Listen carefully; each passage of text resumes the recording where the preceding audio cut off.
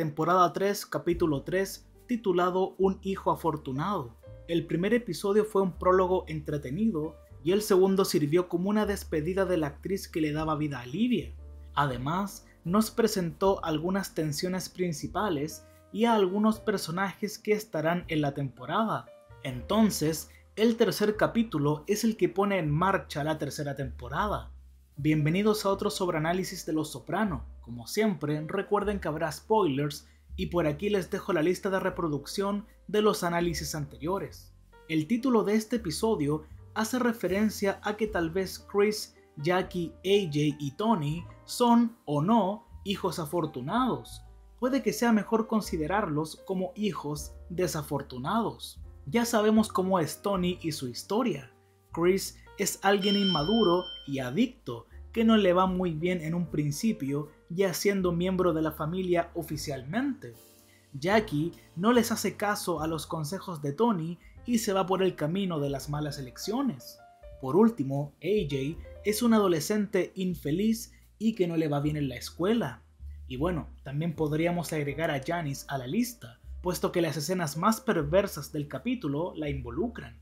Al intentar obtener los objetos que Livia le dejó a Svetlana, Janice demuestra que ha heredado la crueldad de su padre. Johnny Boy le corta un dedo a un tipo y Janice toma la pierna de Svetlana. Pero lo más desafortunado de todo es que cada hijo tiene la opción de cambiar sus circunstancias, pero eligen no hacerlo porque requiere demasiado esfuerzo y en el peor de los casos, un riesgo. Además, este episodio muestra la inminente caída de la relación de Tony y AJ. Hay una gran incomodidad en todas sus escenas juntos, a pesar de que al jugar fútbol, AJ finalmente está haciendo algo con lo que pueden unirse.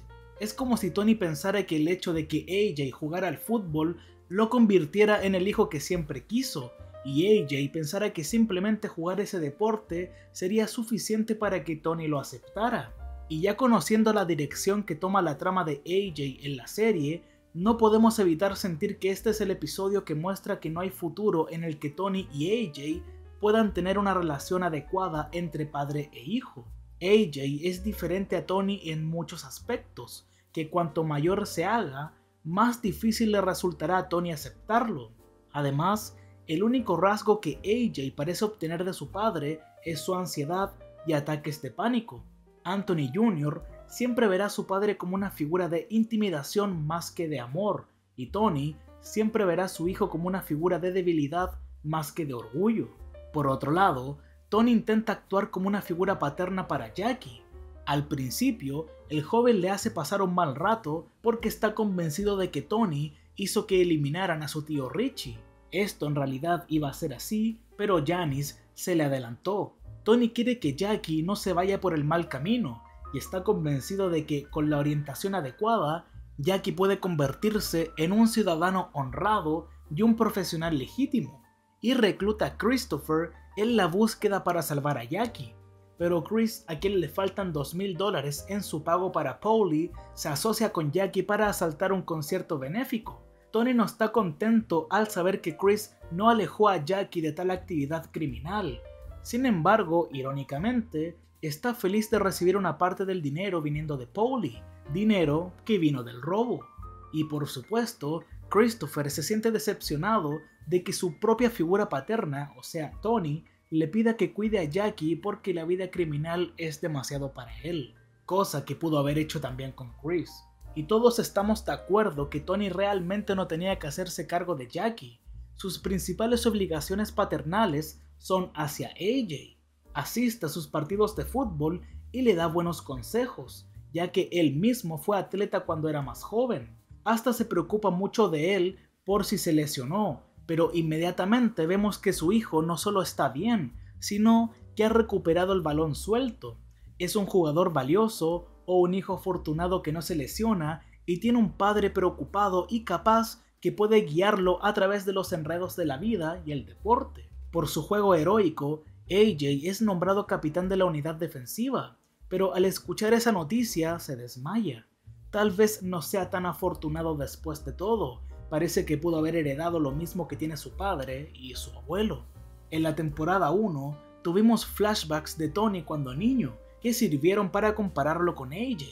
En este episodio, los flashbacks que tenemos tienen la misma intención, y si observamos al joven Tony, podemos ver cómo AJ se parece mucho a su padre cuando era niño en el aspecto social. Es un poco callado, tímido y distante la mayor parte del tiempo. Y en su siguiente escena, vemos la forma en que los elogios que parecen positivos y alentadores aún pueden ser dañinos. Lo vemos con Johnny Boy prácticamente ignorando la insubordinación de Tony, y en cambio elogiando su dureza al ver un acto violento y atroz. Pasa lo mismo con AJ. En un momento quiso ir a Harvard o West Point, pero Tony lo menospreció. I want to go to Harvard or West Point. Well, you may get to see them on television, but that's about it. You want to go to college like that, you got to crack the books. You said either Harvard or West Point. No way I'd ever have said that. I could never get in. Can we eat with the TV on? No.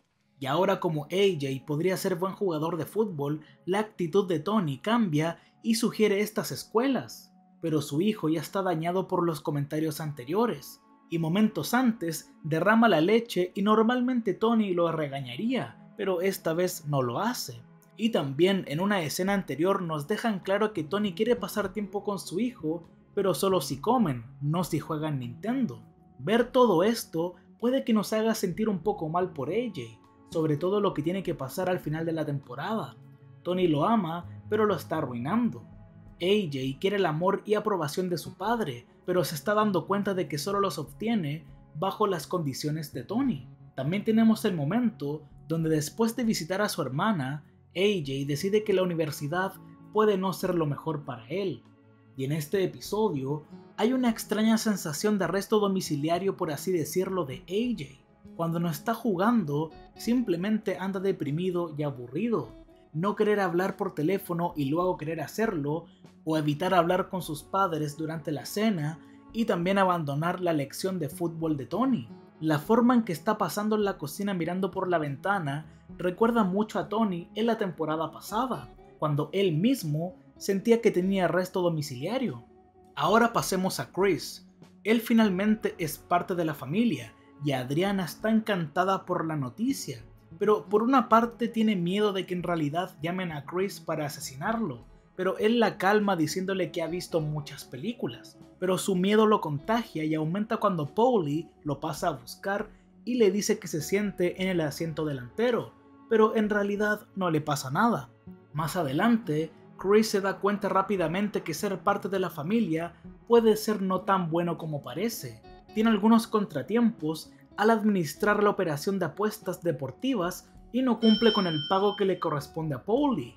Quizás el cuervo que vio en la ventana en su ceremonia fue realmente un mal augurio. Lo más probable es que Chris deba atravesar una curva de aprendizaje. Podría beneficiarse de alguna figura paterna que lo guiara a través de sus nuevas responsabilidades, pero Paulie no está dispuesto a desempeñar el papel. I'm not running a school here, kid. A medida que avanza la serie, Chris y Paulie tendrán una relación dinámica, a veces conflictiva y otras veces afectuosa.